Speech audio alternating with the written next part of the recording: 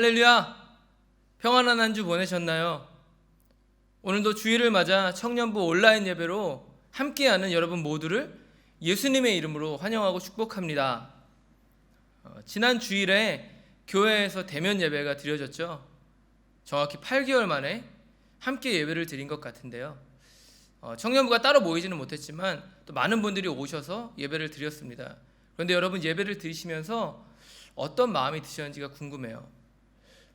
어려운 상황이지만 그 예배 속에서 함께 할 수 있다라는 그 감사의 마음을 느끼셨던 분들도 있을 것이고, 또 반대로 여전히 제한된 상황, 마스크를 껴야 하고 거리를 둬야 하는, 또 식사도 함께 나누지 못하는 그 상황 속에서 조금은 아쉬움과 또 불편한 마음들을 느끼셨던 분들도 있을 거라는 생각이 듭니다.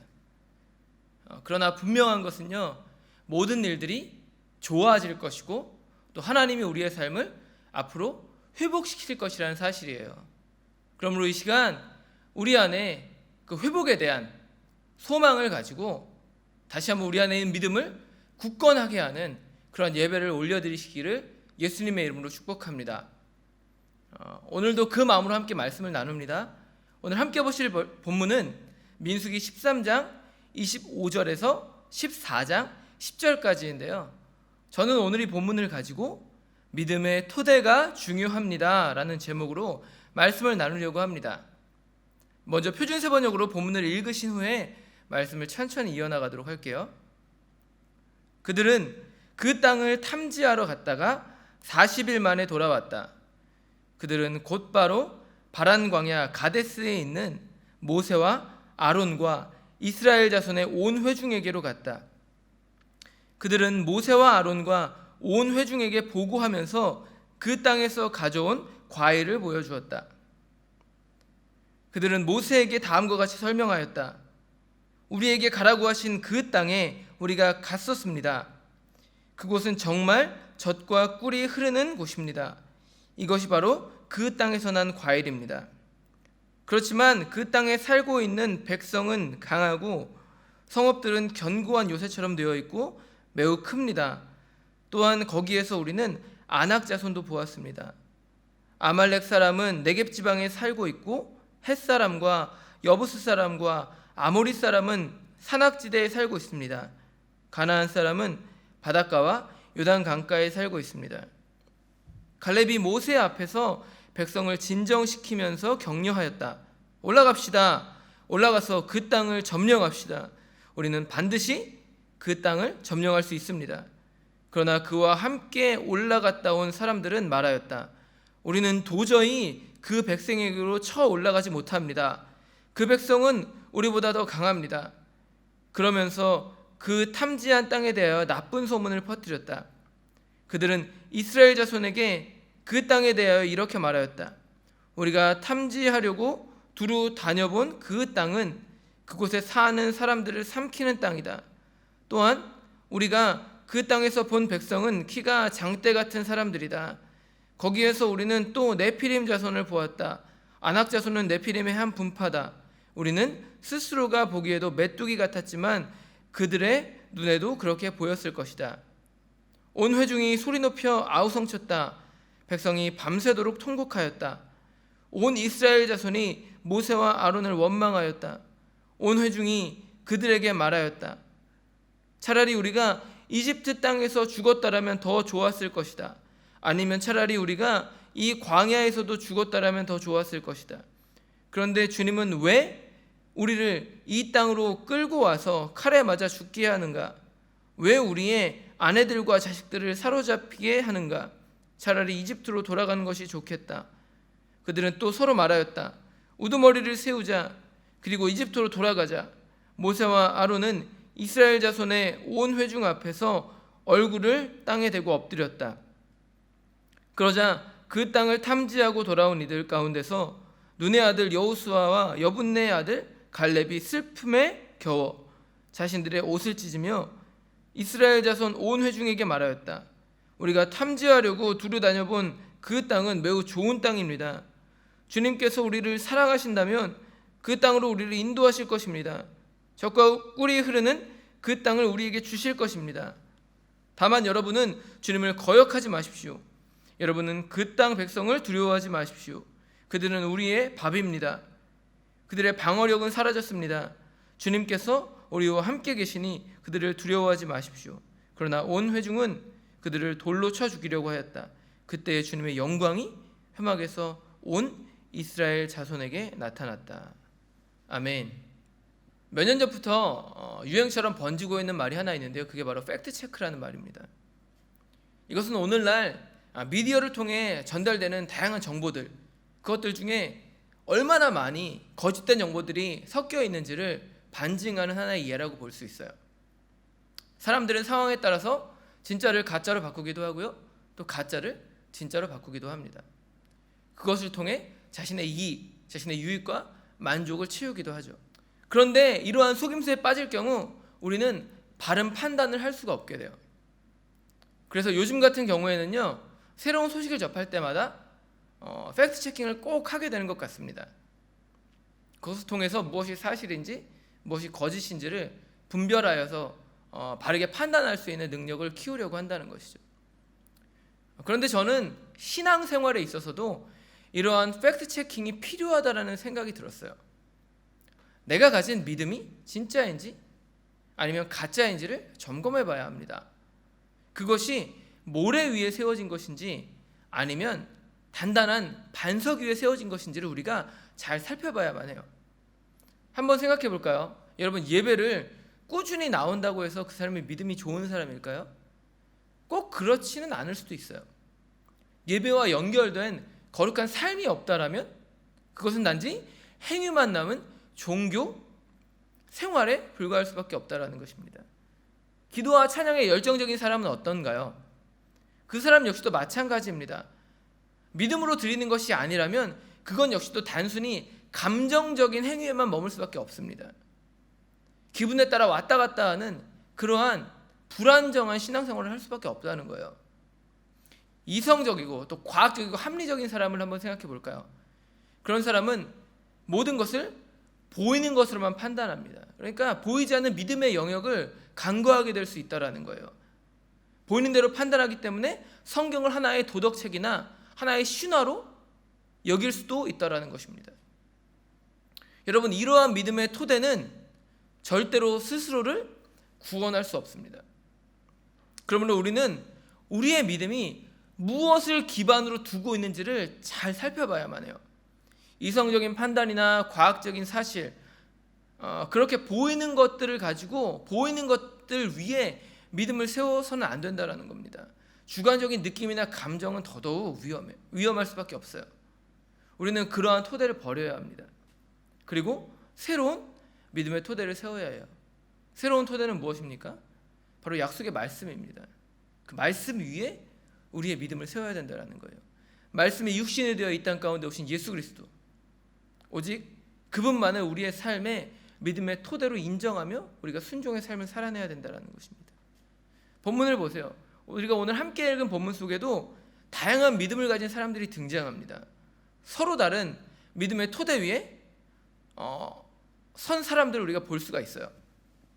그런데 중요한 것은요, 그 모습들, 그 믿음이 다 진짜는 아니라는 거예요. 그 속에 가짜도 숨어 있습니다.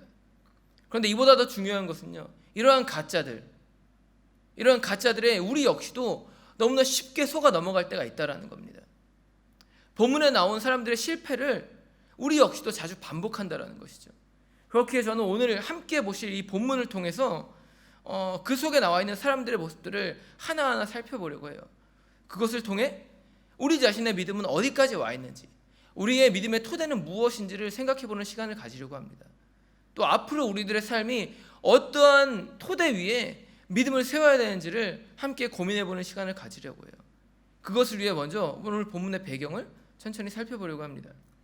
함께 보신 민수기는요, 이스라엘 백성들이 애굽에서 나온 지 약 2년 2개월이 지났을 때의 이야기를 담고 있어요.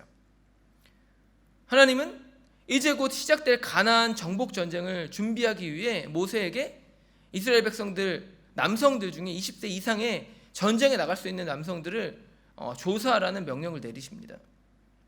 이에 모세는 인구 조사를 통해 진영을 정비한 뒤에 각 지파별로 한 사람씩 총 12명의 정탐꾼을 선정해서 가나안 땅을 정탐하게 해요. 그런데 우리가 여기서 중요하게 살펴봐야 할 점은요, 그들이 가나안 땅을 정탐하기 전 이미 시내산에서 하나님과 언약을 맺었다라는 사실이에요. 그들은 애굽을 떠난 지 3개월이 되던 날에 시내 광야라는 곳에 도착을 하게 됩니다. 거기서 하나님과 언약을 맺고 십계명을 비롯한 율법을 받게 돼요. 그런데 여기서 중요한 것은요, 당시 그들이 시내산 언약을 통해서 받은 핵심적인 그 계약이 무엇이었냐는 것입니다. 성경은 그것이 뭐라고 말하고 있습니까? 출애굽기 19장 5절에서 6절을 보시면 이렇게 말합니다. 이제 너희가 정말로 나의 말을 듣고 내가 세워준 언약을 지키면 너희는 모든 민족 가운데서 나의 보물이 될 것이다. 온 세상이 다 나의 것이다. 그러므로 너희는 내가 선택한 백성이 되고 너희의 나라는 나를 섬기는 제사장 나라가 되고 너희는 거룩한 민족이 될 것이다. 너는 이 말을 이스라엘 자손에게 알려주어라. 아멘. 여러분, 우리가 본문을 통해 알 수 있는 사실은 무엇입니까? 그것은 시내산 언약의 핵심이 바로 순종이었다라는 거예요. 젖과 꿀이 흐르는 땅에 대한 약속을 믿고 말씀에 순종하는 것, 그것이 언약의 핵심이었다라는 겁니다. 민수기 13장 2절을 보세요. 하나님은 모세에게 12명의 정탐꾼을 보내라는 명령을 하시면서 이러한 말씀을 하십니다. 너는 사람들을 보내어 내가 이스라엘 자손에게 준 가나안 땅을 탐지하게 하여라. 각 조상의 지파 가운데서 지도자 한 사람씩 보내어라. 여러분, 본문을 통해 알 수 있는 사실은 무엇입니까? 그것은 하나님이 지금 모세와 이스라엘 백성에게 가나안 땅을 이미 주었다라고 선언하셨다라는 거예요. 주님은 내가 이스라엘 자손에게 준 가나안 땅을 탐지하게 하여라라고 말씀하십니다. 줄 땅이 아닙니다. 이미 준 땅을 보고 오라는 거예요. 하나님의 관점에서 볼 때 가나안 땅은 정복할 필요가 없는 곳이었습니다. 이미 하나님이 주셨기 때문에 그냥 믿고 들어가면 되는 거였어요. 약속의 말씀을 믿고 순종하기만 하면 그곳을 얻을 수 있었다라는 겁니다. 그런데 그들은 어떻게 행동하나요? 그들은 그 과정 속에서 서로 다른 세 가지의 믿음의 태도를 보여줍니다. 이를 통해 서로 다른 결과를 받아들이게 돼요. 당시 12명의 정탐꾼들은요, 각 지파를 대표하던 자들이었습니다. 그렇게 모두 다 어느 정도의 영향력을 가지고 있었을 거예요. 그들이 가진 영향력은 아마 매우 다양했을 겁니다. 어떤 이는 믿음의 영향력을, 또 어떤 이는 지식이나 경험 등의 영향력을 가지고 있었을 겁니다. 그런데 여기서 중요한 것은요, 그들이 가지고 있었던 이성적인 그 사고, 그 경험, 그것과 하나님의 말씀을 향한 믿음 중 어떤 것이 더 상위 책에 있었냐는 겁니다. 어떤 것을 더 중요하게 생각했냐는 거예요. 가나안 땅에 대한 부정적인 보고를 한 10명의 정탐꾼을 한번 생각해 볼까요? 본문을 통해 보자면 그들은 다분히 이성적이고 과학적이고 합리적인 사람들이었습니다. 다른 말로 하면 이성위에 세워진 믿음을 가진 자들이었다라는 거예요. 그들은 보는 대로 믿고 보는 대로 판단하는 자들이었습니다. 그들의 리포트를 보세요. 그들은 눈으로 본 것을 그대로 말하고 있습니다. 그곳에서 따온 잘 익은 과일을 하나 보여주고 있어요. 그러면서 그곳이 젖과 꿀이 흐르는 땅이라고 말합니다. 긍정적인 보고죠. 그런데 문제는 무엇입니까? 그에 대한 판단 역시도 이성의 기반을 두고 있었다는 겁니다. 그들은 그곳에서 본 민족들에 대한 이야기를 시작합니다. 그러면서 그곳이 강한 성읍이며 안악자손과 같은 거인들이 사는 곳이라고 말해요. 여기까지는 괜찮아요. 그런데 그들의 판단은 무엇입니까? 그렇기 때문에 그 땅을 차지하지 못할 거라는 거예요. 심지어는요, 안악자손과 자신들을 거인 앞에서 메뚜기로 비유하고 있어요. 여러분, 그들의 말은 사실입니까? 네, 사실이에요. 근데 보이는 대로 생각한다면 그것은 분명한 사실입니다. 그런데 문제는 무엇이죠? 그들이 하나님이라는 존재를 잊어버렸다는 거예요. 이미 그 땅을 주었다라고 선언하신 하나님의 말씀, 그 약속을 그들이 까맣게 잊어버렸다는 겁니다. 여러분, 하나님의 관점에서 보자면 가나안 땅은 정복할 필요가 없는 곳이었습니다. 그렇게 그 땅의 환경은 그들에게 중요한 일이 아니었어요. 거대한 성벽도 안악자손과 같은 거대한 민족도 아무런 문제가 되지 않았습니다. 설령 그 땅이 비옥하지 않을지라도 그것이 그들에게 문제가 되지 않았다라는 거예요. 왜 그렇습니까?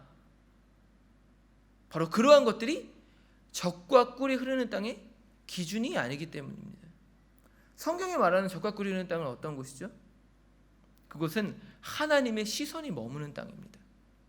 가나안 땅의 실체를 생각해 보세요. 그곳은 물이 부족한 땅입니다. 그래서 하늘에서 내린 빗물에 의지할 수밖에 없는 곳이었어요.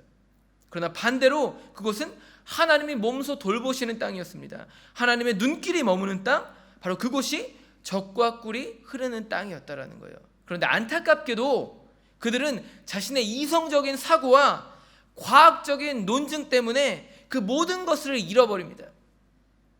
그로 인해 믿음으로 그 땅을 차지하자고 외친 그 갈렙의 논증을 무시해버려요. 그들이 볼 때 갈렙은 믿음의 사람이 아니었습니다. 단지 논리가 부족한 그런 사람일 뿐이었어요. 그런데 정말 그랬나요? 정말로 갈렙은 논리가 부족한 사람이었습니까? 아닙니다. 그에게는 하나님의 약속이 있었어요. 천지를 지으신 하나님이 그 땅을 주시기로 약속하셨습니다. 그렇게 이보다 더 좋은 논증은 그 어디에도 없었다라는 거예요. 그런데 나머지 10명은 어떻습니까? 그들의 논증은 분명히 이성적이고 합리적이었죠. 그러나 안타까운 것은요, 그들이 결국 아무런 대안도 제시하지 못했다라는 겁니다. 갈렙을 비판함으로써 내가 너보다 더 똑똑하고 내가 너보다 이성적이고 합리적이고 내가 너보다 과학적이라고 자신을 드러낼 수는 있었을 거예요. 그러나 결국 그들은 아무것도 하지 못했습니다. 그저 우리는 할 수 없어, 우리는 실패했어라는 말을 반복할 뿐이었다라는 거예요. 그런데 문제는요, 이것으로 인해 그들이 공동체를 더 큰 분쟁 가운데로 빠뜨렸다라는 겁니다. 그들은 리더로서의 본분을 망각한 채 부정적인 자기 주장만을 반복했어요. 그 결과 자신들을 믿고 따르던 회중들의 믿음과 판단력을 무너뜨려 버렸습니다. 14절 이하에 등장하는 회중들을 보세요. 10명의 정탐꾼이 전한 소식을 통해 그들이 만들어낸 믿음은 무엇이었습니까? 그것은 바로 감정 위에 세워진 믿음이었습니다. 여러분, 감정 위에 선 믿음이 무엇인가요? 이것은 감정에 따라 이리저리 흔들리는 믿음을 말합니다. 말씀에 기초를 둔 것이 아니라 자신의 주관적인 느낌에 따라 믿는 것, 바로 이것이 감정에 휘둘리는 믿음의 형태라는 거예요. 회중들의 행동을 한번 살펴볼까요? 그들의 행동은 여러분 이성적이었습니까? 논리적이고 합리적이었나요? 아닙니다. 전혀 그렇지 않았어요. 그들은 그들의 감정과 주관적인 느낌으로 상황을 판단했습니다. 정탐꾼들의 보고를 들은 뒤 그들이 취한 반응을 한번 보세요. 그들이 들은 것은 무엇입니까? 첫 번째, 그곳이 젖과 꿀이 흐르는 땅이다. 두 번째는요, 그곳이 거대한 민족이 살고 있는 강한 성읍이다. 이 두 가지를 그들이 들었습니다. 그런데 이 말을 듣자마자 그들이 취한 태도는 무엇입니까? 민수기 14장 1절은요, 그들이 그 소식을 듣자마자 갑자기 통곡하기 시작했다라고 말해요. 심지어는요, 여러분, 밤이 새도록 통곡했다라고까지 말합니다. 여러분, 이게 말이 되나요? 이게 그토록 올 일입니까? 아니요. 그들에게 아직 아무런 일도 일어나지 않았습니다. 전쟁을 치를 것인지 아니면 다른 대안을 세울 것인지 그것에 대한 어떠한 결정도 내리지 않았어요. 단지 그곳이 어떤 땅인지에 대해서 정보만을 들었을 뿐입니다. 그런데 어떻게 여러분 밤이 새도록 통곡할 수 있나요? 걱정할 수는 있겠죠.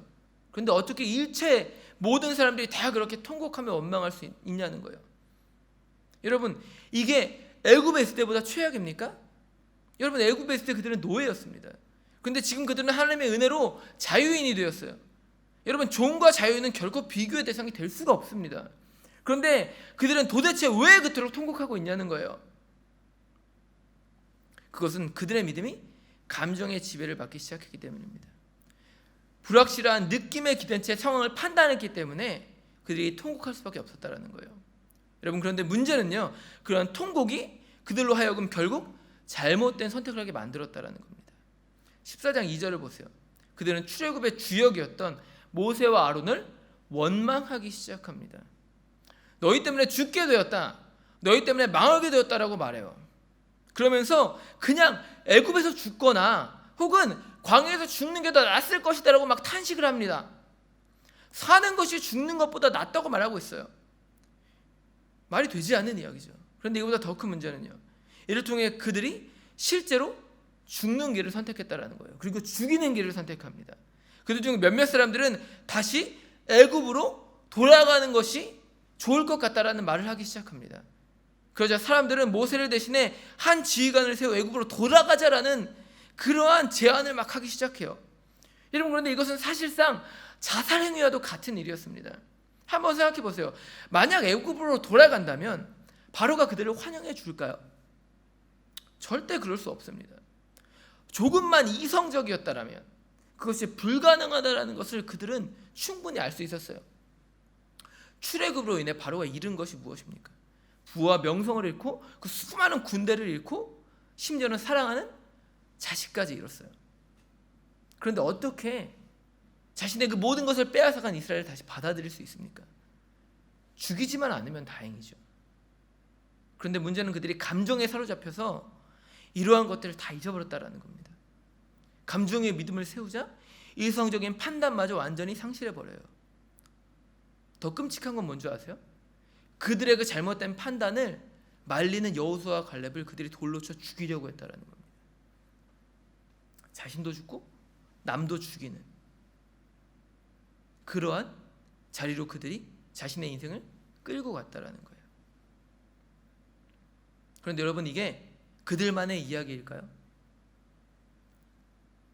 솔직히 말하면 우리들에게도 이러한 일들이 너무나 자주 일어나고 있지 않습니까? 우리들 역시도 믿음보다 우리의 감정에 휘둘릴 때가 참 많이 있습니다. 또 지나치게 이성적으로만 행동할 때가 있어요. 그로 인해서 하나님의 뜻을 저버리고 감정적인 잘못된 판단, 이성적인 잘못된 판단으로 우리의 믿음을 제한하고 하나님의 능력을 제한할 때가 참 많이 있다라는 것입니다. 그러므로 우리는 이러한 잘못된 믿음의 토대를 통해 오늘 우리들의 삶이 어떠한 믿음으로 세워지고 있는지를 살펴봐야만 할 것입니다. 그것이 제한적인 내 지식인지 또 순간적인 내 감정인지를 분별할 수 있는 지혜가 필요하다는 거예요. 그것을 통해 우리들의 삶이 때로는 나를 망치고 나를 죽이고 공동체를 죽이는 그러한 문제를 만들어낼 수도 있기 때문입니다. 그러므로 우리는 이를 통해 다시 한번 말씀 안에서 믿음을 세우는 삶으로 나아가야만 해요. 여호수아와 갈렙을 보세요. 그들이 10명의 정탐꾼과 다른 것은 무엇입니까? 그것은 그들의 믿음이 하나님의 약속의 말씀을 기반으로 두고 있었다라는 것입니다. 10명의 정탐꾼들은요, 보이는 사실을 기반으로 판단합니다. 그로 인해 적과 꿀이 흐르는 땅의 풍성함보다 부정적인 것들, 네피림과 같은 거대한 민족들, 단단한 성벽, 이러한 부정적인 것들에 집중하기 시작해요. 그러나 여호수아와 갈렙은 어떻습니까? 그들은 나머지 10명의 정탐꾼과 똑같은 것을 봐요. 그 땅의 풍성함도 보았고요, 반대로 안악자손과 같은 거대한 민족들도 그 땅에서 보았습니다. 그런데 그들이 내린 결론은 무엇이죠? 7절을 보시면 그들은 정탐한 곳이 매우 좋은 땅, 아름다운 땅이었다라고 말합니다. 그러면서 하나님이 우리를 사랑하신다면 반드시 그곳을 우리에게 주실 것이라고 선포했어요. 여호수아와 갈렙의 믿음은 하나님의 약속의 말씀 위에 세워져 있었습니다. 그렇게 그들은 부정적인 상황, 부정적인 에너지에 집중하지 않았습니다. 손에 쥔 잘 익은 과일 하나를 보면서도 하나님이 우리에게 주실 땅, 주겠다고 약속하셨고, 아니 이미 주신 그 땅에 대한 소망을 품었다라는 거예요. 그렇기 때문에 결국 모든 그 이스라엘 출애굽 1세대가 광야 40년 동안 죽어나가는 그 동안에도 그들은 끝까지 믿음으로 버텨낼 수 있었고, 그 땅을 2세대와 함께 취할 수 있었던 겁니다. 여러분, 이러한 이야기를 듣다 보면 종종 어떤 분들은 나보고 그저 맹목적인 신앙생활을 하라는 건가? 라고 질문하시는 분들이 있을 거예요. 나보고 광신도가 되라는 건가? 라고 부정적인 질문을 던지는 분들도 있을 겁니다.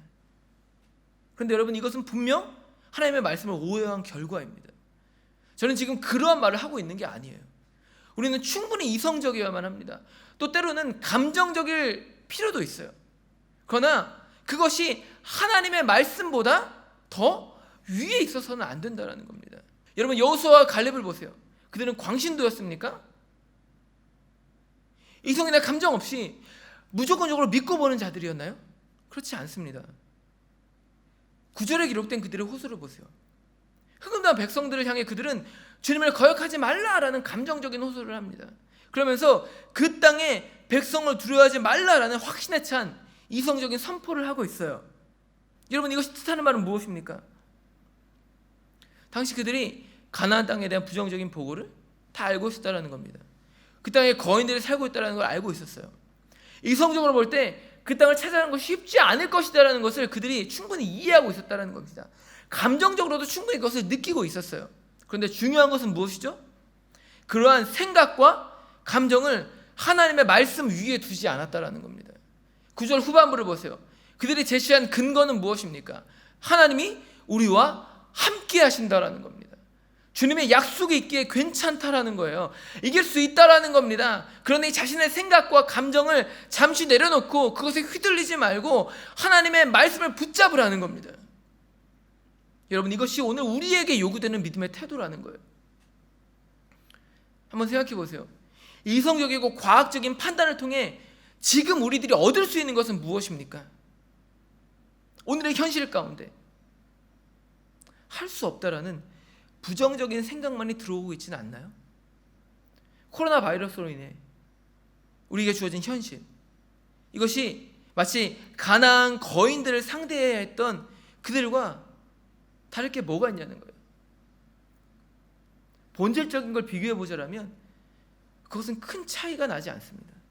그런데 문제는요, 그 속에서 나오는 이성적인 판단으로는, 또 감정적인 태도로는 좋은 대안을 제시할 수 없다라는 겁니다.